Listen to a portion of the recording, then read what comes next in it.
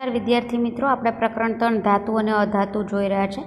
Last સેશનમાં આપણે જોયું કે ધાતુ એ અધાતુ પ્રક્રિયાથી આયનિક સંયોજનો ઉત્પન્ન થાય છે, તેના ગુણધર્મ જોયા।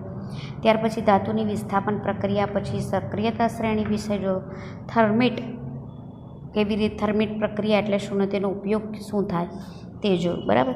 હવે પ્રશ્ન એ થાય કે આપણે ધાતુ અને અધાતુ મેળવી ક્યાંથી શકીએ, ક્યાંથી તે મળે છે, બરાબર, ને કેવી રીતે મળે છે, આપણા સુધી તે કેવી રીતે પહોંચે છે, તો એના વિશે આપણે આ સેશનમાં અભ્યાસ કરીશું। તો જુદા જુદા ઉદ્યોગોથી લઈને કેટલીય બાબતોમાં ધાતુ આપણને ખૂબ જ ઉપયોગી છે। ક્યાંથી મળે તો આપણું જ્યાં આપણે વસીએ છીએ, એટલે કે મોટાભાગે તો પૃથ્વી પરથી જ મળે, કારણ કે પૃથ્વી પર આપણે રહીએ છીએ, પહેલી વાત તો એ। બીજું કે પૃથ્વીના 3 આવરણો એટલે કે જલાવરણ, મૃદાવરણ ને વાતાવરણ, આ 3 આવરણમાંથી આપણને જુદા જુદા ધાતુ તત્વો અને અધાતુ તત્વોની પ્રાપ્તિ થાય। એમાં ધાતુના પ્રાપ્તિની આપણે વિશેષ વાત કરીએ તો આપણું જે પૃથ્વીનું લેયર એટલે કે જેને આપણે મૃદાવરણ કહીએ છીએ, બરાબર, તો એ આપણા પૃથ્વીના ભૂપૃષ્ઠમાંથી એટલે આપણને આ જે ઉપરનું લેયર જે છે, આપણે જાણીએ કે આપણું જે મૃદાવરણ છે અનેક લેયરોનું બનેલું હોય છે, તો આ જે પૃથ્વીનું લેયર છે એમાંથી આપણને વિવિધ ધાતુઓ આપણને મળી આવે છે, બરાબર। એટલે આપણે કહી શકીએ કે આપણી પૃથ્વીનું જે ઉપરનું પડ છે તત્વોનો ખજાનો છે। જેટલા પણ તત્વો છે મોટાભાગના આપણને પૃથ્વીના ઉપરના લેયર એટલે કે મૃદાવરણમાંથી આવે છે। એટલે જુદા જુદા તત્વો પૃથ્વીના નીચે જણાવેલ 3 વિભાગમાંથી પ્રત્યક્ષ કે પરોક્ષ 3 વિભાગ એટલે જલાવરણ, મૃદાવરણ ને વાતાવરણમાંથી પ્રત્યક્ષ રીતે એટલે કે સીધે સીધા અને પરોક્ષ રીતે એટલે કે સંયોજન અવસ્થામાં। સંયોજન અવસ્થા એટલે શું, તો જેમ કે હું તમને કહું કે H2O એ સંયોજન છે, એટલે એમાં હાઇડ્રોજન અને ઓક્સિજન બંને જોડાયેલી અવસ્થામાં છે। એમાંથી વિદ્યુત પ્રવાહ પસાર કરો એટલે તમે હાઇડ્રોજન અને ઓક્સિજનને અલગ તારવી શકો, એટલે અલગ અલગ કરી શકો, એટલે કે તે સંયોજિત અવસ્થામાં આપણને મળે છે। ઓકે, એટલે કેટલાક જે તત્વો છે તે સંયોજિત અવસ્થામાં મળે ને કેટલાક શું થશે કે જે ખૂબ ઓછી સક્રિય ધાતુ છે કે જે સરળતાથી પોતાના ઇલેક્ટ્રોન ગુમાવવા માંગતી નથી, તેવી મુક્ત રીતે પણ એટલે કોઈની સાથે જોડાયેલી અવસ્થામાં ન મળતા મુક્ત રીતે પણ તે આપણને મળી આવે છે। તો પૃથ્વીના જલાવરણ, મૃદાવરણ અને વાતાવરણ 3 આવરણોમાંથી આપણે જુદા જુદા ધાતુ અને અધાતુ તત્વો મેં તમને કીધું કે મુક્ત અવસ્થામાં અથવા તો સંયોજિત એટલે કે જોડાયેલી અવસ્થામાંથી મળે છે। જેમ કે તમને અહીંયા ઉદાહરણ આપ્યા છે કે એલ્યુમિનિયમ છે, બરાબર, કોપર છે, પછી આયર્ન છે, કેલ્શિયમ છે, એ ધાતુઓ એ પૃથ્વીના મૃદાવરણમાંથી એટલે જે જમીનનું પડ છે એમાંથી મળે છે। જ્યારે કાર્બન છે, બરાબર, ત્યાર પછી સિલિકોન છે, પછી ફોસ્ફરસ છે, એ બધી અધાતુ તત્વો છે એ પણ ક્યાંથી મળી આવે છે, આ પૃથ્વીના પોપડા એટલે કે મૃદાવરણમાંથી મળી આવે છે। જલાવરણની વાત કરીએ તો જલાવરણમાં આપણો સૌથી વધારે ભાગ જલાવરણનો એટલે 75% ભાગ પાણી છે, પણ તે સમુદ્ર રહેલું છે। ધ્રુવ પ્રદેશનો જે બરફ છે, બરાબર, તે પણ આપણા જલાવરણમાં જ આવશે। તો અહીં તમે જાણો છો કે સમુદ્ર એક ક્ષારનો ખજાનો છે, એટલે સમુદ્ર, નદી, સરોવર વગેરેનું પાણી, ધ્રુવ પ્રદેશનો બરફ, એમાંથી ઘણા ખરા ક્ષાર એટલે એમાંથી ધાતુ અને અધાતુ તત્વો મળી આવે। કયા મળે તો તે જોઈએ। તો પૃથ્વીનું જે જલાવરણ છે એમાંથી ક્લોરિન, ફ્લોરિન જેવી અધાતુ આપણને આ જે સામુદ્રિક જળ છે મતલબ જલાવરણ છે એમાંથી આપણને મળી આવે। જ્યારે ધાતુની વાત કરું તો સોડિયમ, પોટેશિયમ, મેગ્નેશિયમ, કેલ્શિયમ વગેરે ધાતુ મુક્ત અવસ્થામાં નહીં, કારણ કે આ સક્રિય ધાતુ છે, સંયોજિત અવસ્થામાં આપણને આ જલાવરણમાંથી મળી આવે છે। પૃથ્વીની આજુબાજુ બનેલું વાયુઓનું આવરણ એટલે કે વાતાવરણ, તો વાતાવરણમાંથી કયા તત્વો મળે તો મોટાભાગે અધાતુ તત્વો વાયુ અવસ્થામાં હોય, આપણે જોઈ ગયા, બરાબર। ધાતુ તત્વો વાયુ અવસ્થામાં હોતા નથી, એટલે વાતાવરણમાંથી જે આપણને પ્રાપ્ય બને છે તે અધાતુ તત્વો છે। તો તેમાં મુખ્યત્વે નાઇટ્રોજન, ઓક્સિજન, કાર્બન ડાયોક્સાઇડ વગેરે અધાતુ આપણને આ વાતાવરણમાંથી પ્રાપ્ય બને છે। આગળ પણ મેં તમને કહ્યું તેમ કેટલીક જે ધાતુઓ છે તે પૃથ્વીના પોપડામાંથી મુક્ત અવસ્થામાં એટલે કોઈની પણ સાથે સંયોજેલી અવસ્થામાં નહીં મળે। કેમ? કારણ કે તે ખૂબ ઓછી સક્રિય છે। સોનું, ચાંદી જે આપણે જોઈ ગયા તે, બરાબર, તો તે મુક્ત સ્વરૂપે મળી આવે અને કેટલીક શું થશે, બીજા અન્ય તત્વો સાથે જોડાયેલી અવસ્થા એટલે કે સંયોજિત અવસ્થામાં મળી આવે છે। પૃથ્વીના પોપડામાંથી જે અકાર્બનિક તત્વો કે સંયોજનો કુદરતી રીતે મળી આવે તેને ખનિજ કહેવાય। એટલે આવી રીતે ધાતુ અને અધાતુ જે આપણે પૃથ્વીના પોપડામાંથી મેળવીએ છીએ, બરાબર, તે કાર્બન વગરના હોય એટલે એને અકાર્બનિક તત્વો એટલે આપણી ધાતુ કે અધાતુ એ તત્વો છે, બરાબર. તો પૃથ્વીના પોપડામાંથી કાર્બન સિવાયના આ તત્વો, બરાબર, કાર્બન સાથે જોડાયેલી અવસ્થામાં નથી, અકાર્બનિક છે એટલે કાર્બન વગરના છે. તત્વોને સંયોજનો આપણને મળી આવે છે, બરાબર, કુદરતી રીતે, કારણ કે કુદરતે બનાવેલા છે. એને શું કહીશું? ખનિજ. એટલે અહીંયા મિત્રો પૂછી શકે ખનિજ એટલે શું? તો પૃથ્વીના પોપડામાંથી અકાર્બનિક સ્વરૂપે તત્વ અને સંયોજન મળી આવે છે, તેને ખનિજ કહેવાય. ખનિજમાં કોઈ ચોક્કસ ધાતુ વિશેષ પ્રમાણમાં, મોટાભાગની ધાતુઓ જમીનના પોપડામાંથી મળે. એટલે શું થશે? જે પણ ખનિજ હોય ને તેમાં કોઈ પણ ધાતુ વધારે પ્રમાણમાં હોય. ફોર એક્ઝામ્પલ, તમને આ બાજુથી એક ખનિજ મળ્યું, બરાબર, એટલે તમને જોવામાં તો એ માટી, કાદવ વગેરે આમ શું કહેવાય, એમાંથી કોઈ ધાતુ મળશે એવું તમને અંદાજો પણ ના હોય, પણ એને પછી શુદ્ધ કરવાનું હોય. કેવી રીતે? તમને થોડાક સ્ટેપમાં તમને સમજાવું છું, બરાબર. પણ ધારો કે અહીંથી એક આપણને ટુકડો મળી આવ્યો માટી, કાદવ, ને એમાં આપણે ચકાસ્યું, વિવિધ રીતે જોયું તો એમાં પોટેશિયમનું પ્રમાણ વધારે હતું. ઓક્સિજન પણ જોડાયેલું હતું પણ ઓછું હતું. આ બાજુથી એક પોપડો મળી આવ્યો, તેમાં કેલ્શિયમ વધારે હતું, પોટેશિયમ પણ હતું પણ ઓછું હતું, બરાબર, અને ઓક્સિજન હતો. તો અહીંયા પોટેશિયમ વધારે છે, અહીંયા કેલ્શિયમ વધારે છે. એક એક્ઝામ્પલ તમને આપું છું, બરાબર. હવે ધારો કે મારે કોઈ ધાતુ મેળવવી હોય તો જેનું પ્રમાણ વધારે હોય તે જ મેળવું ને, તો મને આર્થિક રીતે સારું રહે, નહીંતર તો મને નુકસાનકારક હોય. એટલે અહીંયા પોટેશિયમ વધારે છે તો હું પોટેશિયમ જ મેળવીશ ને. અહીંયા પોટેશિયમ કેલ્શિયમ બંને છે, પણ કયું પ્રમાણ મેં વધારે કીધું? કેલ્શિયમનું. તો હું પોટેશિયમ મેળવવા માટે મહેનત નહીં કરીશ. કઈ મહેનત કરીશ? કેલ્શિયમ મેળવવા માટે, બરાબર. એટલે અહીંયા તમે જુઓ, જે ખનિજ મળી એમાં નીચેની લાઈન હું વાંચી રહી છું, જેમાં ચોક્કસ ધાતુનું પ્રમાણ વિશેષ હોય અને એ ધાતુનું નિષ્કર્ષણ એટલે એમાંથી છૂટું પાડવું, બરાબર. એટલે ખનિજમાંથી એ ધાતુને છૂટું પાડવું એ ફાયદાકારક રહે છે. અને આ ખનિજને તે ધાતુની કાચી ધાતુ કહેવાય. ફોર એક્ઝામ્પલ, અહીંયા મેં તમને કીધું તો તે પોટેશિયમની કાચી ધાતુ હશે, અહીંયાથી જે મળે છે તે કેલ્શિયમની કાચી ધાતુ હશે. ક્લિયર? એટલે અહીંયા બીજી જે વ્યાખ્યા તમને આપી તે કાચી ધાતુની વ્યાખ્યા આપી. હવે કાચી ધાતુ મુખ્યત્વે મળી કેવી રીતે આવે? તો કાચી ધાતુ સાથે રેતી, કાંકરા વગેરે જોડાયેલું હોય અને એમાં સિલિકોન હોય એટલે એને સિલિકેટ સ્વરૂપે કહેવામાં આવે છે. ક્લિયર? અથવા તો કાચી ધાતુ સાથે કાર્બોનેટ એટલે CO3, કોઈ પણ અણુસૂત્ર જુઓ અને એની પાછળ CO3 જુઓ ને તો સમજી લેવાનું તે કાર્બોનેટ અવસ્થામાં જ. ઓક્સાઇડ તો તમને ખબર પડી જ ગઈ. ઓક્સિજન એની સાથે સંયોજાયેલો હોય. ફોસ્ફેટ એટલે PO4, બરાબર, યાદ રાખજો. કાર્બોનેટ એટલે શું મેં તમને કીધું? CO3, બરાબર, CO3. કાર્બોનેટ એટલે કોઈ પણ અણુસૂત્રમાં તમે CO3 જુઓ છો તો સમજી લેવાનું તે કાર્બોનેટમાં છે, બરાબર. ફોસ્ફેટ એટલે તમે કોઈ પણ અણુસૂત્રમાં પાછળ PO4 જુઓ તો તે ફોસ્ફેટ અવસ્થામાં, એટલે ધાતુ સાથે PO4 જોડાયેલું હોય, ધાતુ સાથે CO3 જોડાયેલું હોય તો કાર્બોનેટ અવસ્થામાં, આ ફોસ્ફેટ અવસ્થામાં. એની પાછળ તમે S જુઓ છો તો સલ્ફાઇડ અવસ્થામાં. ક્લિયર? એટલે એકલી ધાતુ નથી, એની સાથે આ બધા તત્વો જોડાયેલા છે એટલે તે સંયોજિત અવસ્થામાં જોવા મળે. તો કોઈ પણ ધાતુ મોટા ભાગે સંયોજિત અવસ્થા કયા? Silicate, carbonate, oxide, phosphate, sulphide વગેરે તમને સંયોજિત અવસ્થામાં જોવા મળે છે.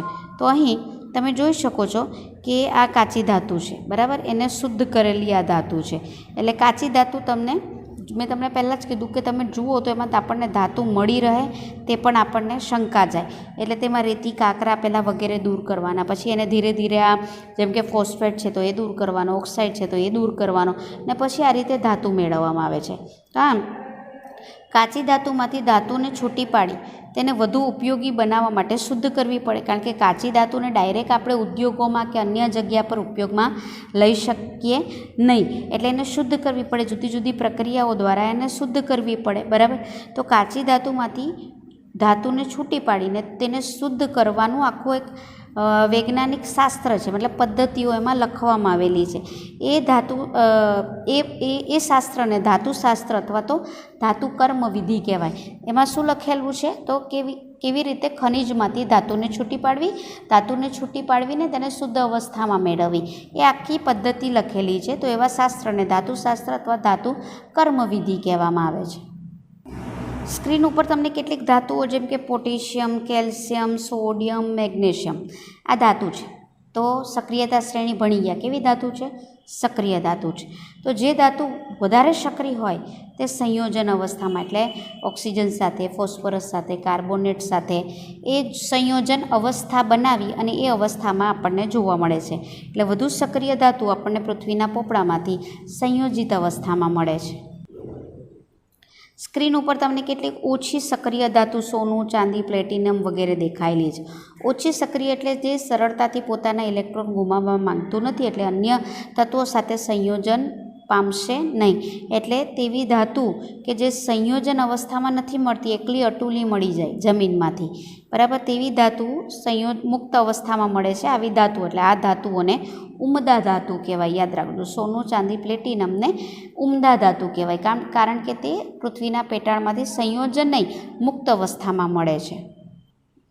તો હવે કાચી ધાતુમાંથી ધાતુ કેવી રીતે મેળવવામાં આવે, એટલે શુદ્ધ ધાતુ કેવી રીતે મેળવવામાં આવે, તો એને ધાતુશાસ્ત્ર કહેવાય, ધાતુ કર્મવિધિ કહેવાય. એના 5 પગથિયા છે, એટલે 5 સ્ટેપમાં કરવામાં આવે. પહેલાં તો જમીનમાંથી કાચી ધાતુ મેળવી લેવામાં આવે, એનો પાવડર રૂપમાં ફેરવી દેવામાં આવે. પછી એમાંથી જે માટી, કાંકરા કે અન્ય અશુદ્ધિ છે તેને દૂર કરી દેવામાં આવે. એટલે એમાંથી કાચી ધાતુનું પ્રમાણ વધારવામાં આવે, માટી, કાંકરા વગેરે દૂર કરી દેવામાં આવે, એટલે કાચી ધાતુનું સંકેન્દ્રણ કરવામાં આવે. ત્યાર પછી હજી કાચી ધાતુમાં કેટલાક અશુદ્ધિઓ હોય તેને ભૂંજન, કેલ્સિનેશન, પીગલન જેવી પદ્ધતિમાંથી પસાર કરવામાં આવે. ત્યાર પછી જો એની સાથે ઓક્સિજન જોડાયેલો હોય તો તેનું રિડક્શન કરીને તે ઓક્સિજન દૂર કરવામાં આવે, એટલે એનું રિડક્શન કરવામાં આવે. ને છેલ્લે પછી આપણે જે અશુદ્ધ ધાતુમાં હજી કોઈ અશુદ્ધિ હોય તો તે દૂર કરીને તેને શુદ્ધ કરવામાં આવે. એટલે તમને પૂછી શકે કે ધાતુશાસ્ત્ર અથવા તો ધાતુ કર્મવિધિના મતલબ સ્ટેપ કયા, કેટલા સ્ટેપ છે, મતલબ કેટલા પગથિયા છે જેમાં શુદ્ધ ધાતુ મેળવવામાં આવે. તો આ તમને સ્ક્રીન ઉપર દેખાઈ રહ્યું છે. જ્યારે આપણે ધાતુ એટલે કે કાચી ધાતુને આપણે જમીનમાંથી કાઢીએ છીએ, એટલે ખોદીને બહાર કાઢીએ, બરાબર, તો એ જે આપણે એને અયસ્ક કહેવામાં આવે વિજ્ઞાનમાં, બરાબર. તો એ નેચરલી શુદ્ધ તો ના હોય. મેં તમને પહેલાં જ કીધું, જોઈને આપણને એવું લાગે કે આમાં કોઈ ધાતુ હશે જ નહીં. તો એમાં શું હોઈ શકે, પહેલું તો માટી, રેતી, કાંકરા વગેરે હોય, બરાબર. તો આ માટી, રેતી, કાંકરા સાથે જે કાચી ધાતુ હોય ને એને ગેંગ કહેવામાં આવે, બરાબર. તો સૌપ્રથમ તો શું કરવાનું, માટી, રેતી, કાંકરા વગેરેને જુદી જુદી રીતે દૂર કરવાનું. જુદી જુદી રીતે એટલે જેમ કે એને દળી નાખ્યું, પછી એને પાણીમાં ઉગાડો તો કેટલીક ધાતુ નીચે તળિયે બેસી જશે, ને પેલી જે માટી જે છે તે પાણીમાં ઉગડીને પછી પાણી દૂર કરી નાખવાનું. એવી રીતે તમે દૂર કરી શકો. ત્યાર પછી બીજું તમારે કરવું હોય તો જેમ કે એની અંદર બારીક ધાતુ ભારે છે વજનમાં, અને જે બાકીની આ જે અશુદ્ધિ છે, બરાબર, કે માટી, રેતી, કાંકરા વગેરે એ વજનમાં હલકી છે. તો એને શું કરવામાં આવે કે જેમ કે એક રાઉન્ડ ટેબલ લીધું, બરાબર. આ રાઉન્ડ ટેબલમાં શું કરી દેવામાં આવે, આ રાઉન્ડ ટેબલ ફરી શકે એવું છે, મોટરથી ફરી શકે એવું, અને આમાં આવી રીતે ખાંચા રાખી દેવામાં આવે. ઓકે, અને આ જે ખાંચા છે એમાં આપણું જે કાચી ધાતુ જે આ લીધેલું છે માટી, રેતી, કાંકરાવાળું, આ રીતે આમાં ભરી દેવામાં આવે. અને આ જે ટેબલ છે તેને મોટર વડે ખૂબ ઝડપથી ફેરવવામાં આવે. એટલે થશે શું કે આપણી ધાતુ જે છે એ તો ભારે છે, એ આની અંદર રહી જશે વજનમાં, બરાબર. અને જે માટી, રેતી, કાંકરા વગેરે વજનમાં હલકા છે તે દૂર હવાથી ફેંકાઈ જશે. ક્લિયર. તો એક આ રીતે આ પદ્ધતિથી અલગ કરવામાં આવે છે. ને કેટલીક ધાતુમાં આયન અશુદ્ધિ તરીકે છે. ઉદાહરણ તરીકે હું તમને કહું કે ક્યાંકથી આપણને કાચી ધાતુ મળી આવી તો એમાં કેલ્શિયમ પણ છે અને આયન પણ છે. હવે આપણે જાણીએ છીએ લોખંડને ચુંબક પ્રત્યે આકર્ષણ હોય, એટલે પહેલાં તો આનો પાવડર બનાવી દેવામાં આવે, બરાબર છે. તો આમાં માટી, રેતી, કાંકરા વગેરે પણ હશે. પછી શું કરવામાં આવે, આવા 1-2 પૈડા હોય જે ગોળ ગોળ ફરતા હોય ને એના ઉપર આ રીતે એક પટ્ટો રાખેલો હોય. ઘંટીમાં તમે બજારમાં દળાવવા જાઓ ત્યારે આવું જોયું હશે. આ એક પટ્ટો છે, એટલે આ ગોળ ફરે એની સાથે આ પટ્ટો પણ ફરતો હોય. ઓકે, હવે એમાં જે આ લાસ્ટ પૈંડું છે એમાં ચુંબક લગાવી દેવામાં આવે, બરાબર. મોટું પ્રબળ ચુંબક હોય. હવે આપણી જે કાચી ધાતુ જે છે કે જેમાં લોખંડની અશુદ્ધિ છે, એટલે લોખંડને દૂર કરવું છે, આપણને જોઈએ છે કેલ્શિયમ, ને લોખંડ આપણને ઓછું પ્રમાણ છે એને દૂર કરવું છે. એટલે આ કાચી ધાતુના પાવડરને આના ઉપર નાખવામાં આવે. એટલે જે કાચી ધાતુનો પાવડર છે આ પૈડું ફરશે, એની સાથે આમાં આગળ જશે. આગળ આવીને કાચી ધાતુ અહીંયા આવશે. અહીંયા આવે એટલે શું થશે, લોખંડને અહીં ચુંબક પ્રત્યે આકર્ષણ છે, બરાબર. એટલે શું થશે, તે આકર્ષણના કારણે લોખંડ નજીક પડશે, જ્યારે કેલ્શિયમ જે છે તે દૂર જશે. ક્લિયર? તો આ રીતે આપણે લોખંડને અલગ કરી નાખ્યું અને કેલ્શિયમને અલગ કરી નાખ્યું. તો આ રીતે આપણે જે પણ કાચી ધાતુનું સંકેન્દ્રણ એટલે કે આપણને કાચી ધાતુ જેને શુદ્ધ કરવી છે, મેળવવી છે, તેને આ રીતે માટી કાંકરા વગેરે દૂર કરી અને જે ધાતુ છે તેને મેળવવામાં આવે. હવે જે ધાતુનું સંકેન્દ્રણ છે ને મિત્રો, તો એ ધાતુના સંકેન્દ્રણમાં એની સક્રિયતા પણ બહુ અગત્યની છે. હવે જે મધ્યમ, આ તમને આખી સક્રિયતા શ્રેણી પાછી લખીને બતાવેલી છે મેં તમને, તો એમાં ઊંચી સક્રિયતા ધરાવતી ધાતુ છે, બરાબર. તો આપણે અહીંયા જોયું કે તેનું જે નિષ્કર્ષણ છે તે વિદ્યુત વિભાજન પદ્ધતિ દ્વારા કરવામાં આવે, કારણ કે ઊંચી સક્રિય ધાતુ છે. અને જે મધ્યમ સક્રિય ધાતુ છે, બરાબર છે, તો એને કાર્બનના ઉપયોગ દ્વારા રિડક્શન કરવામાં આવે. એટલે સપોઝ તેની સાથે ઓક્સિજન જોડાયો છે, બરાબર, તો તેને કાર્બન સાથે પ્રક્રિયા કરો એટલે જેમ કે હું તમને એમ કહું કે અહીંયા ઝીંક છે, બરાબર, તે મધ્યમ સક્રિય ધાતુ છે. એટલે હવે ધારો કે તમને જે ઝીંક મળ્યું છે તે ઓક્સાઇડ સ્વરૂપમાં છે. ઓક્સાઇડ સ્વરૂપમાં છે એટલે ZnO છે, બરાબર. માની લો એની કાચી ધાતુ છે. એમાંથી આપણે ઓક્સિજનને હટાડી દેવો છે અને ઝીંક જ જોઈએ છે, તો તેને કાર્બન સાથે ગરમ કરવામાં આવે. એટલે થાય શું કે આ જે ઓક્સિજન છે તે કાર્બન પ્રત્યે ઝીંક કરતાં વધારે આકર્ષણ ધરાવે છે. એટલે એને રિડક્શન થયું, ઓક્સિજન દૂર થવું, એટલે એને રિડક્શન કહેવાય, એ તમે જાણો છો. એટલે આપણને મળશે શું? તો કે ઝીંક અને કાર્બન મોનોક્સાઇડ. તો અહીંયા તમે જો ઓક્સિજન દૂર થઈ ગયો એટલે આપણને ઝીંક મળી ગઈ. ક્લિયર? આમ જે મધ્યમ સક્રિય ધાતુ છે, બરાબર, તો તેનું જે રિડક્શન છે કાર્બન વડે કરી શકે છે. પણ જે વધારે સક્રિય ધાતુ છે, બરાબર, વધારે સક્રિય ધાતુ એટલે શું કે જે પોતાનો ઇલેક્ટ્રોન સરળતાથી ગુમાવવા માંગે છે. ફોર એક્ઝામ્પલ, હું કેલ્શિયમ લઉં, અહીંયા તમારે વધારે સક્રિય ધાતુ છે કેલ્શિયમ ઓક્સાઇડ, ને એનું રિડક્શન કાર્બન સાથે કરવા જાવ તો નહીં થાય. શું કામ? કારણ કે ઓક્સિજનને કેલ્શિયમ પ્રત્યે વધારે આકર્ષણ છે કાર્બન કરતાં, એટલે કાર્બન એ ઓક્સિજનને દૂર કરી શકશે નહીં, બરાબર. તો તેને અહીંયા ઓક્સિજન દૂર કરવા માટે વિદ્યુત વિભાજનની પદ્ધતિનો ઉપયોગ થાય છે. અને જો ઓછી સક્રિય ધાતુ છે, સિલ્વર, ત્યાર પછી સોનું, પ્લેટિનમ, એ તો મુક્ત અવસ્થામાં જ મળે છે. ક્લિયર? એટલે હમણાં જ મેં તમને સમજાવ્યું કે જે ઊંચી સક્રિયતા ધરાવતી ધાતુ એલ્યુમિનિયમ, કેલ્શિયમ, સોડિયમ, મેગ્નેશિયમ, એનું કાર્બન વડે રિડક્શન થઈ શકતું નથી. શું કામ? કારણ કે આવી ધાતુઓને ઓક્સિજન પ્રત્યે કાર્બન કરતાં વધારે આકર્ષણ હોય છે. માટે એના નિષ્કર્ષણ માટે વિદ્યુત વિભાજન પદ્ધતિનો ઉપયોગ થાય છે. યાદ રાખજો મિત્રો. એટલે તમને પૂછી શકે વધુ સક્રિય ધાતુનું નિષ્કર્ષણ કઈ પદ્ધતિ વડે કરવામાં આવે? વિદ્યુત વિભાજન પદ્ધતિ વડે કરવામાં આવે. હવે વિદ્યુત વિભાજનમાં શું કરવામાં આવે? તો આ રીતે કોષ બનાવવામાં આવે. એમાં બે ધ્રુવ હોય, બરાબર, એક ધન ધ્રુવ અને એક ઋણ ધ્રુવ, બરાબર. આ ધ્રુવનો ઉપયોગ નિષ્ક્રિય ધાતુ એટલે પ્લેટિનમ વગેરેનો ઉપયોગ અહીંયા નિષ્ક્રિય ધાતુનો આ ધ્રુવ તરીકે ઉપયોગ કરવામાં આવે છે, બરાબર. એક ધન ધ્રુવ હોય છે ને એક ઋણ ધ્રુવ હોય. આમાં તે આને બેટરી સાથે જોડી દેવામાં આવે અને વિદ્યુત પ્રવાહ પસાર કરવામાં આવે. આમાં લેવામાં શું આવે? તો જેટલી પણ સક્રિય ધાતુ આપણે જોઈ ગયા કે ભાઈ એલ્યુમિનિયમ છે, બરાબર, કેલ્શિયમ છે, મેગ્નેશિયમ છે, સોડિયમ છે, આ જે પણ ધાતુ આપણને જમીનમાંથી મળેલી એનું જે ક્ષારનું દ્રાવણ છે એને પીગળેલી અવસ્થામાં આમાં લેવામાં આવે. એટલે આ જ ધાતુઓનું પીગળેલું દ્રાવણ આ કોષમાં આપણે લીધેલું છે. પછી આમાંથી વિદ્યુત પ્રવાહ પસાર કરવામાં આવે. હવે વિદ્યુત પ્રવાહ પસાર કરવામાં આવે એટલે શું થાય? તો ધન આયન અને ઋણ આયન એમાંથી છૂટા પડે.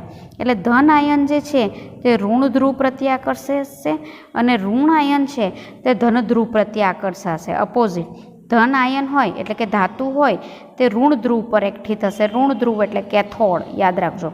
અને જે ઋણ આયન છે તે ધન ધ્રુવ એટલે કે એનોડ પર ભેગા થશે. ને આમ આપણે ઋણ ધ્રુવ એટલે કે કેથોડ પરથી આપણી ધાતુને અલગ કરી શકીશું. એક ઉદાહરણ દ્વારા સમજાવું. ઉદાહરણ તરીકે તમારી પાસે એક આયોનિક સંયોજન છે, બરાબર, જેમ કે સોડિયમ, મેગ્નેશિયમ, કેલ્શિયમ, એલ્યુમિનિયમ, આ અતિ સક્રિય ધાતુ છે, ઊંચી સક્રિય ધાતુ છે, બરાબર. હવે એનું એક સંયોજન બનાવવામાં આવે. ફોર એક્ઝામ્પલ ક્લોરિન સાથે જોડી દેવામાં આવે, બરાબર. તો આપણું સંયોજન માની લો સોડિયમનું બની ગયું, સોડિયમ ક્લોરાઇડ, બરાબર. હવે પછી એને પીગાળી દેવામાં આવે, ગરમી આપીને પીગળેલી અવસ્થામાં લાવવામાં આવે, બરાબર. ત્યાર પછી આપણે જે પેલો આગળની આકૃતિમાં વિદ્યુત કોષ જોયો, તો આમાં જે પીગળેલું દ્રાવણ છે તે નાખી દીધું અને આમાં બે આપણે ધ્રુવ જોયેલા તે મૂકી દીધા, બરાબર. એક છે ધન ધ્રુવ એનોડ અને બીજું છે આપણે જોયું ઋણ ધ્રુવ એટલે કે કેથોડ. જેવું તમે આ સોડિયમ ક્લોરાઇડના દ્રાવણને ગરમ કરીને પીગળેલી અવસ્થામાંથી વિદ્યુત પ્રવાહ પસાર કરશો એટલે શું બનશે? ધન આયન Na+, આ રહ્યું, અને ઋણ આયન એ શું બનશે? Cl minus. ક્લિયર? તો હવે થશે શું કે ઋણ જે આયન છે તે કોના પર આકર્ષાશે? ધન ધ્રુવ પર. અને ધન આયન છે તે કયા ધ્રુવ પર હશે? ઋણ ધ્રુવ એટલે કે કેથોડ પર. તો આ રીતે પ્રક્રિયા થશે કે ધન આયન એટલે ધન આયન NaClમાં કયું હતું? એને એક ઇલેક્ટ્રોન ગુમાવી દીધેલો એટલે ધન આયન હતું. ફરી પાછું આપણે તો વિદ્યુત પ્રવાહ પસાર કરી રહ્યા છે એટલે ઇલેક્ટ્રોન તો મળવાનો. આણે જે ગુમાવેલો ઇલેક્ટ્રોન હતો તે પાછો મેળવી લીધો. જો ફરી પાછું કહું છું, ધન આયન આગળના સેશનમાં આપણે જોયેલું તો કઈ રીતે બન્યું? તો કે એક ઇલેક્ટ્રોન ગુમાવી નાની ઇલેક્ટ્રોન રચના છે 2 8 એટલે આ સોડિયમ આયન થયું. ફરી પાછો એક ઇલેક્ટ્રોન મેળવી જશે. એક ઇલેક્ટ્રોન મેળવશે એટલે હવે ઇલેક્ટ્રોન રચના શું થશે? 2 8 અને એક ઇલેક્ટ્રોન એણે મેળવ્યું એટલે હવે તે આયન નહીં રહ્યો, હવે પેલી સોડિયમ ધાતુ રહી. ખબર? આપણે રિવર્સમાં લખ્યું છે. તેવી રીતે હું તમને કહું તો ક્લોરીન આયનની ઇલેક્ટ્રોન રચના શું હતી? 2 8 8. આમ તો એના 7 હોય છેલ્લી કક્ષામાં, પણ એક ઇલેક્ટ્રોન તેણે મેળવેલો છે. પણ હવે તે કયા ધ્રુવ પર આકર્ષાય છે? ધન ધ્રુવ પર. તો એ શું કરશે? એણે જે મેળવેલો ઇલેક્ટ્રોન છે તે ગુમાવી દેશે. ગુમાવી દેશે એટલે શું બનશે? 2 8 અને 7. તો ક્લોરીન આયનમાંથી ફરી પાછા ક્લોરીનમાં તે રૂપાંતરણ પામશે. અહીંયા 2 ક્લોરીન માટે બતાવેલું છે એટલે અહીંયા લખેલું છે Cl2. એક ક્લોરીન એક ઇલેક્ટ્રોન મેળવશે. ક્લિયર? તેવી રીતે તમને અહીંયા એક ખાલી ઉદાહરણ આપેલું, પણ હકીકતમાં જેમ કે એલ્યુમિનિયમ છે ને, તો એલ્યુમિનિયમનું કાચી ધાતુનું નામ છે બોક્સાઇટ. તો એને એલ્યુમિનિયા કહેવામાં આવે. તો એ બોક્સાઇટમાંથી પહેલાં એલ્યુમિના બેયર નામની પદ્ધતિ દ્વારા મેળવવામાં આવે. બરાબર છે? તો આ જે એલ્યુમિનિયા છે એનું અણુસૂત્ર છે Al2O3. એટલે આમાંથી આપણને એલ્યુમિનિયમ જોઈએ છે, પણ એની સાથે આ O3 છે એને દૂર કરવું છે. તો શું કરવાનું કે આ જે એલ્યુમિના છે, જે એલ્યુમિનિયમની કાચી ધાતુ છે, એને પીગાળી નાખવાનું. અને તમે જોઈ શકો છો આ પીગળેલી અવસ્થામાં એલ્યુમિનિયમને આમાં નાખી દેવામાં આવે. પછી આગળની સમજાયું તે પ્રમાણે 2 ધ્રુવ, એક કેથોડ અને એક એનોડ, ધન ધ્રુવ ને ઋણ ધ્રુવ રાખી દેવામાં આવે. ત્યાર પછી એમાંથી વિદ્યુત પ્રવાહ પસાર કરવામાં આવે. જેવું વિદ્યુત પ્રવાહ પસાર કરો એટલે શું થશે? ધન આયન અને ઋણ આયન છૂટા પડશે. બરાબર? ધન આયન એટલે કયા? એલ્યુમિનિયમ. ને ઋણ આયન કેટલા? ઓક્સિજન. બરાબર? તો હવે ધન આયન એટલે કે એલ્યુમિનિયમ ધન આયન કોના પ્રત્યે આકર્ષાશે? કેથોડ એટલે ઋણ ધ્રુવ પર. અને ઋણ આયન એટલે અહીંયા કયા છે? ઓક્સિજન. તો એ કયા ધ્રુવ પર જશે? એનોડ પર. એટલે એનોડ પર ઓક્સિજન અને કેથોડ ઉપર એલ્યુમિનિયમ ભેગું થશે. હવે અહીંયા શું થશે? તો એક એલ્યુમિનિયમ 3 ઇલેક્ટ્રોન ગુમાવી આમાં. બરાબર? એલ્યુમિનિયમ +3 સ્વરૂપે હશે. આ જે છે એમાં એલ્યુમિનિયમ જે છે તે આયન સ્વરૂપે હશે. આ આયનિક સંયોજન છે. તો એ શું કરશે? આમાં Al2 છે, તો એક એલ્યુમિનિયમ હોય તો 3 ઇલેક્ટ્રોન મેળવશે. તો 2 એલ્યુમિનિયમ Al2 છે ને, એટલે 2 એલ્યુમિનિયમ કેટલા ઇલેક્ટ્રોન મેળવશે? 6 ઇલેક્ટ્રોન. અને એલ્યુમિનિયમ આયનમાંથી એલ્યુમિનિયમ ધાતુ આપણને આ કેથોડ પર મળશે. ઓકે? અને એનોડ ઉપર કોણ ગયું છે? તો કે ઓક્સિજન. તો અહીંયા કેટલા ઓક્સિજન છે? 3 ઓક્સિજન. એક ઓક્સિજન અષ્ટક પૂર્ણ કરવા માટે 2 ઇલેક્ટ્રોન આની પાસેથી મેળવશે. કેટલા? 2. હવે એણે પાછા ગુમાવવા પડશે કારણ કે આ પાછા માંગી રહ્યું છે. બરાબર? એટલે અહીંયા કેટલા ઓક્સિજન છે? 3. એક ઓક્સિજન કેટલા ઇલેક્ટ્રોન મેળવેલા છે? 2. તો 3 ઓક્સિજન કેટલા 3 ઓક્સિજન છે તો એણે કેટલા મેળવ્યા હશે? 6. તો 6 ઇલેક્ટ્રોન મેળવ્યા તો પાછા 6 ગુમાવવા પડશે ને. બરાબર? એટલે આવી રીતે તે 6 ઓક્સિજન ગુમાવશે. બરાબર? 6 દુ 12 ઓક્સિજન તે ગુમાવશે. ઇલેક્ટ્રોન ગુમાવશે. ફરી સમજાવું છું મિત્રો. જો મિત્રો, અહીં ઓક્સિજનના કેટલા પરમાણુ છે? 3. ઓકે? હવે ઓક્સિજનનો એક પરમાણુ 2 ઇલેક્ટ્રોન મેળવે. બરાબર? હવે ઓક્સિજનના અહીંયા કેટલા પરમાણુ છે? તો 3. તો એક ઓક્સિજન છે તે 2 ઇલેક્ટ્રોન મેળવે, તો 3 ઓક્સિજને કેટલા કર્યા? 6 થયા. બરાબર? એટલે એક એલ્યુમિનિયમ સાથે 3 ઓક્સિજન જોડાય છે એમ અહીંયા થયું. તો 2 એલ્યુમિનિયમ સાથે ટોટલ કેટલા ઓક્સિજન જોડાયા? 6 ઓક્સિજનના પરમાણુ. એક પરમાણુ જે છે તે 2 ઇલેક્ટ્રોન મેળવે, તો 6 ઓક્સિજનના પરમાણુ છે તે કેટલા મેળવશે? 6 દુ 12. એટલે એણે 12 ઇલેક્ટ્રોન મેળવ્યા. 12 ઇલેક્ટ્રોન મેળવ્યા તો તેણે પાછા ગુમાવવા પડશે. ક્લિયર? તો આવી રીતે 3 ઓક્સિજનના અણુ આપણને અહીંયા મળશે. સમજાઈ ગયું હવે મિત્રો?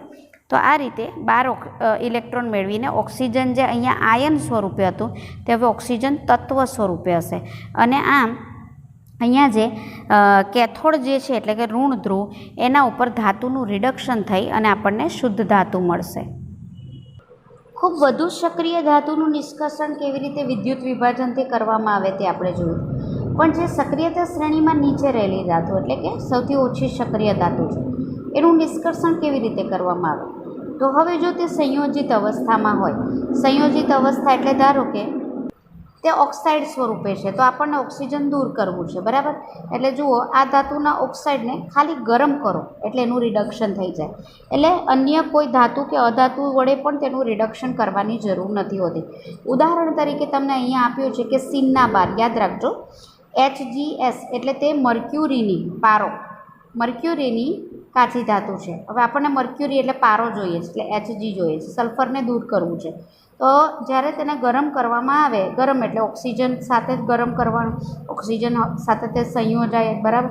એટલે શું થશે કે HgS એટલે કે સિન્ના બારને ગરમ કર્યું એટલે ઓક્સિજન સાથે તે સંયોજાય અને બનાવી દેશે મર્ક્યુરી ઓક્સાઇડ, બરાબર. અને સલ્ફર ડાયોક્સાઇડ એટલે કે SO2 તે છૂટું પાડશે. તો હવે અહીંયા જરા બેલેન્સિંગ જોઈ લેજો મિત્રો. સમીકરણમાં જે આગળ આ જે 2 જે છે એટલે બેલેન્સ કરવા માટે અહીંથી 2 કર્યું, કારણ કે અહીંયા SO2 બને છે, બરાબર. તો મર્ક્યુરી 2 થઈ ગયું, ઓકે. તો અહીંયા 2 કરવું પડે. તો જે સલ્ફર 2 થયું અને અહીંયા 2 થયું તો ઓક્સિજન 2 ને 2 4 ને 2 6 થઈ ગયા, એટલે અહીંયા 3 કરવું પડ્યું. હવે હજી પણ આપણને મર્ક્યુરી ઓક્સાઇડ છે, મર્ક્યુરી નથી મળ્યો, બરાબર. તો ફરી પાછું શું કરવાનું? તેને ગરમ કરવાનું. ગરમ કરીએ એટલે મર્ક્યુરી છૂટું પડે અને ઓક્સિજન વાયુ ફરી પાછો વાતાવરણમાં મુક્ત થઈ જાય. તો આમ જે ખૂબ ઓછી સક્રિય ધાતુ છે તેને ગરમ માત્ર કરવાથી તેનું રિડક્શન થઈ શકે છે અને ધાતુ છૂટી પડી શકે છે. હવે કોપર માટે અહીંયા એક ઉદાહરણ આપ્યું છે. કોપરની કાચી ધાતુ છે Cu2OS, કોપર સલ્ફાઇડના સ્વરૂપે કાચી ધાતુ સ્વરૂપે મળે. તો સૌપ્રથમ તેને ગરમ કરવી પડે. ગરમ કરો એટલે સલ્ફાઇડનું શું થાય? આગળની જેમ જ મેં તમને બતાવ્યું તે પ્રમાણે કોપર ઓક્સાઇડમાં રૂપાંતરણ થાય અને આપણને સલ્ફર ડાયોક્સાઇડ મળે. હવે શું કરવાનું કે જે આ કોપર ઓક્સાઇડ છે એને ફરી પાછું આ જ ધાતુ સાથે એટલે કે કાચી ધાતુ સાથે પ્રક્રિયા કરવાની, બરાબર. એટલે આ કોપરને આ કોપર એટલે આપણને કોપર છૂટું પડે છે ને સલ્ફર ડાયોક્સાઇડ ફરી પાછું મળે છે, બરાબર. તો સૌપ્રથમ તો જે ઓક્સિજનમાં રૂપાંતરણ ઓક્સાઇડમાં રૂપાંતરણ કરવું પડશે. હવે એ કેવી રીતે થાય? તો સક્રિયતા શ્રેણીમાં જે મધ્યમાં રહેલી ધાતુઓ છે, બરાબર, આપણે જોઈ ગયા ઉપર વધુ સક્રિય, મધ્યમાં અને નીચે જે રહેલી હોય તે એકદમ ઓછી સક્રિય. તો મધ્યમાં રહેલી ધાતુ કઈ કઈ છે? આયર્ન, ઝીંક, લેડ, કોપર, આ મધ્યમ સક્રિય ધાતુ છે. તો મોટા ભાગે તે કાં કાર્બોનેટ સ્વરૂપે એટલે CO3 સ્વરૂપે મળી આવે અથવા સલ્ફાઇડ સ્વરૂપે, જેમ કે હમણાં મેં તમને બતાવ્યું કે જે કોપર છે તો કોપરની જે કાચી ધાતુ હમણાં જ આપણે ઉદાહરણમાં જોઈ ગયા Cu2S છે એટલે કે તે સલ્ફાઇડ સ્વરૂપે મળે છે. તો સૌપ્રથમ તો શું કરવાનું કે આ જે સલ્ફાઇડને કાર્બોનેટ સ્વરૂપે છે એને ઓક્સાઇડ સ્વરૂપમાં ફેરવી કાઢવાનું. જેમ કે આપણે આગળ જોયું કોપર ઓક્સાઇડ સ્વરૂપે આપણે એને ગરમ કરીને ફેરવ્યું, પણ કેવી રીતે, બરાબર. તો એ જે ઓક્સાઇડ સ્વરૂપમાં ફેરવવાની પદ્ધતિ છે તે પ્રક્રિયા છે ભૂંજન દ્વારા અથવા કેલ્સિનેશન દ્વારા. એ પ્રક્રિયા દ્વારા આ જે સલ્ફાઇડને કાર્બોનેટમાંથી ઓક્સાઇડ સ્વરૂપે ફેરવવામાં આવે છે. તો ભૂંજન એટલે શું? તો તમને એ પૂછે છે અહીંયા, એટલે તમને વ્યાખ્યા પૂછે કે ભૂંજન એટલે શું? તો વધુ હવાની હાજરીમાં લાંબો સમય સુધી કોઈ કાચી ધાતુને ગરમ કરવામાં આવે તો તે ઓક્સાઇડમાં ફેરવાય છે. ફરી પાછું, જે કાર્બોનેટ અથવા તો સલ્ફાઇડ સ્વરૂપે જે ધાતુ છે એને હવાની હાજરીમાં લાંબા સમય સુધી ગરમ કરવામાં આવે તો તે ઓક્સાઇડમાં ફેરવાય છે. તો આ રીતે જે ઓક્સાઇડમાં ફેરવવાની પ્રક્રિયા છે ને ભૂંજન કહેવામાં આવે છે. ક્લિયર? તો હવે કઈ ધાતુને ભૂંજન દ્વારા આપણે ઓક્સાઇડમાં ફેરવી શકીએ? તો એવી ધાતુની કાચી ધાતુ જે સલ્ફાઇડ સ્વરૂપે હોય, જેમ કે આપણે હમણાં કોપરનું જોયું, કોપર સલ્ફાઇડ સ્વરૂપે હતું, બરાબર. તો એને ગરમ કરેલી ને તો એક પદ્ધતિ હવે કઈ થઈ? ભૂંજન. આ રહી, તમને કીધું ને કોપર સલ્ફાઇડ સ્વરૂપે હતું, અહીંયા ઓક્સાઇડ બતાવેલું છે. આપણે કોપર સલ્ફાઇડ, આ કોપરની કાચી ધાતુ છે, એને ગરમ કરી હતી ને, એટલે ફેરવાય છે એમાં કોપર ઓક્સાઇડમાં. તો આ કઈ પ્રક્રિયા થશે? ભૂંજન. એટલે જે સલ્ફાઇડ સ્વરૂપે ધાતુ હોય તેને ઓક્સાઇડ સ્વરૂપે ફેરવવાની જે પ્રક્રિયા છે તેને ભૂંજન કહેવાય. ને ભૂંજનમાં શું કરવામાં આવે? હવાની હાજરીમાં લાંબો સમય સુધી ધાતુને, કાચી ધાતુને ગરમ કરવામાં આવે. એના અન્ય ઉદાહરણો તમને સ્ક્રીન પર દેખાડેલા છે, જેમ કે ઝિંક સલ્ફાઇડ સ્વરૂપે તેની કાચી ધાતુ મળી આવે. એને ઓક્સિજનની હાજરીમાં ગરમ કરો એટલે ઓક્સિજન અહીંયા જોડાઈ જાય, ZnO, અને સલ્ફર ડાયોક્સાઇડ છૂટું પડે છે. આગળ મિત્રો જે બેલેન્સિંગ તમને સમજાયું એ જ બેલેન્સિંગ અહીંયા છે, બરાબર. 3માં બેલેન્સની પદ્ધતિ એક જ સરખી છે, તમે જોઈ શકો છો. મર્ક્યુરી, તો એમાંથી છૂટું પડશે મર્ક્યુરી ઓક્સાઇડ ને સલ્ફર ડાયોક્સાઇડ.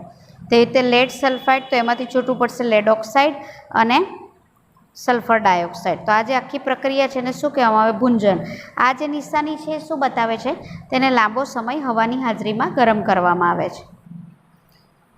તો કેલ્સિનેશન એટલે શું? આમ તો શબ્દ પરથી ખબર પડે છે મિત્રો કે કાર્બોનેટ યુક્ત, એટલે જેની કાચી ધાતુમાં કાર્બોનેટ હોય. એટલે શું? ફોર એક્ઝામ્પલ, કેલ્શિયમની કાચી ધાતુમાં CaCO3, તો કાર્બોનેટ થયો. એટલે એવી કાચી ધાતુ કે જે કાર્બોનેટ સ્વરૂપે હોય તેને ઓક્સાઇડ સ્વરૂપે, ઓક્સાઇડ એટલે આને રૂપાંતરણ કરીશું CaOમાં. એ પદ્ધતિને શું કહેવામાં આવે? કેલ્સિનેશન. એટલે કાર્બોનેટ યુક્ત કાચી ધાતુને ઓક્સાઇડ યુક્ત કાચી ધાતુમાં ફેરવવાની પદ્ધતિને કેલ્સિનેશન કહેવામાં આવે છે. સ્ક્રીન પર તેના ઉદાહરણ આપેલા છે, જુઓ. MgCO3, ZnCO3, આ ઉપરાંત તમને મેં જે હમણાં સમજાવ્યું તે CaCO3 એ પણ લખી શકો. એને શું કરવામાં આવે? ખૂબ ગરમ કરવામાં આવે. એટલે શું થાય કે આ જે ઓક્સિજન છે, ત્રણેયમાં એક જ સરખું થશે. 3 ઓક્સિજન છે, એમાંથી એક આની સાથે જોડાઈ જશે, એટલે શું બનશે? CaO. તે રીતે ઝિંક સાથે જોડાઈ ગયું ZnO, Mg સાથે જોડાઈ ગયું MgO, બરાબર. તો 3 હતા, એમાંથી એક જતું રહ્યું એટલે 2 રહ્યા, અને છૂટું શું પડશે? Carbon dioxide. ક્લિયર? તો આ જે પદ્ધતિ છે એમાં તમે જોઈ શકો છો કે કાર્બોનેટમાંથી શેમાં ફેરવી દીધું આપણે? ઓક્સાઇડમાં, બરાબર. તો આ રીતે આ પદ્ધતિને કેલ્સિનેશનની પદ્ધતિ કહેવાય. હવે કેટલીક કાચી ધાતુનું નિષ્કર્ષણ એ રિડક્શન દ્વારા કરવામાં આવે. મેં તમને કીધું તેમ રિડક્શન કોના વડે કરવામાં આવે? કાં તો કાર્બન સાથે અથવા કાર્બન મોનોક્સાઇડ સાથે, બરાબર. કઈ ધાતુનું? તો જેમ કે મેંગેનીઝ, ઝિંક, આયર્ન, આ ધાતુ એવી છે કે જે ઓક્સાઇડ સ્વરૂપે મળે. તમે જુઓ, ઓક્સિજન ઓલરેડી છે જ, બરાબર. અને એનું રિડક્શન કરવામાં આવે. હવે એવું રિડક્શન કઈ એવી ધાતુનું કરવામાં આવે, ફોર એક્ઝામ્પલ મધ્યમ સક્રિય ધાતુઓ છે કે જેને ઓક્સિજન પ્રત્યે ઓછું આકર્ષણ છે ને કાર્બનને એના કરતાં ઓક્સિજન પ્રત્યે વધારે આકર્ષણ છે. એટલે શું થશે? એને કાર્બન સાથે ગરમ કરવામાં આવે, બરાબર. એટલે છૂટું પડશે CO. પણ અહીંયા તો ઓક્સિજન 2 છે ને, એટલે અહીંયા કર્યા મેં 2, તો કાર્બન 2 થશે, એટલે અહીંયા લખી દેવાના 2. તો મેંગેનીઝ ધાતુ આપણને મળશે, બરાબર. એટલે મેંગેનીઝનું નિષ્કર્ષણ કર્યું. મિત્રો, આ ધાતુ મળે અતિ શુદ્ધ અવસ્થામાં નથી, હજી આપણે એની સાથે જોડાયેલા તત્વોને દૂર કરી રહ્યા છે. અતિ શુદ્ધ અવસ્થામાં હજી તે પ્રાપ્ત થતી નથી. તેવી રીતે ઝિંક ઓક્સાઇડ હોય, બરાબર, તો આ આની સાથે જોડાઈ જાય એટલે CO મળે, કાર્બન મોનોક્સાઇડ ને ઝિંક છૂટું પડે. તેવી રીતે અહીંયા તમે જોઈ શકો છો કે આયર્ન ઓક્સાઇડ છે, તો એ એટલે કે કાર્બન સાથે ગરમ કરો તો O છે કાર્બન સાથે જોડાઈ જાય એટલે CO બનાવે. પણ અહીંયા ઓક્સિજન 3 છે એટલે મેં અહીંયા 3 કર્યા, તો કાર્બન કેટલા થશે? અહીંયા 3, બરાબર. છૂટું પડે Fe, પણ અહીંયા Fe કેટલા છે? 2, એટલે અહીંયા લખ્યા મેં 2. ઓકે.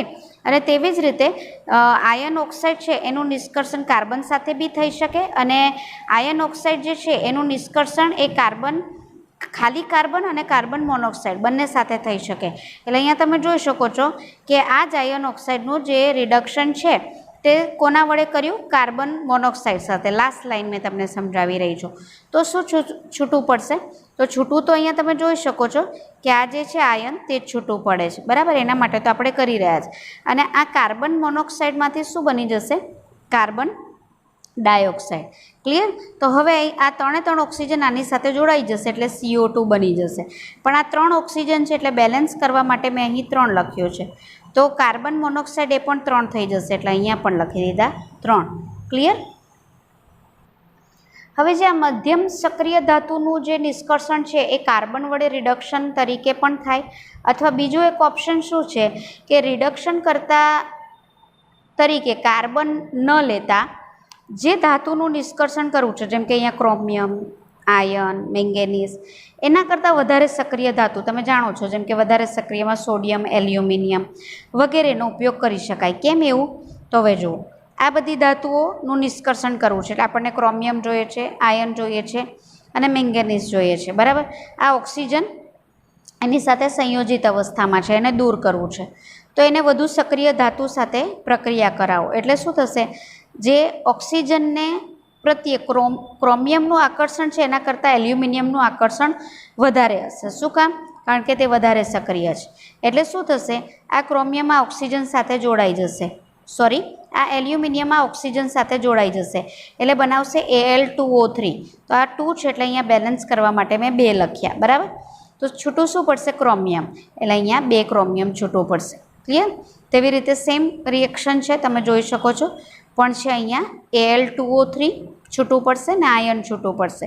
નીચે તમે જોઈ શકો છો મેંગેનીઝ ડાયોક્સાઇડ સ્વરૂપે છે, એલ્યુમિનિયમ તો Al2O3 છૂટું પડશે. હવે અહીંયા ઓક્સિજન 2 છે અને અહીંયા ઓક્સિજન 3 છે, તમે જોઈ શકો છો. તો અહીંયા આ 3 અને આ 2 ને બેલેન્સ કરવા માટે અહીંયા 3 લખી દીધા અને અહીંયા 2 કરી દીધા. તો એલ્યુમિનિયમ તમે જોઈ શકો છો, તો તે થઈ ગયા 4 એટલે એને બેલેન્સ કરવા માટે અહીંયા કરી નાખ્યા મેં 4.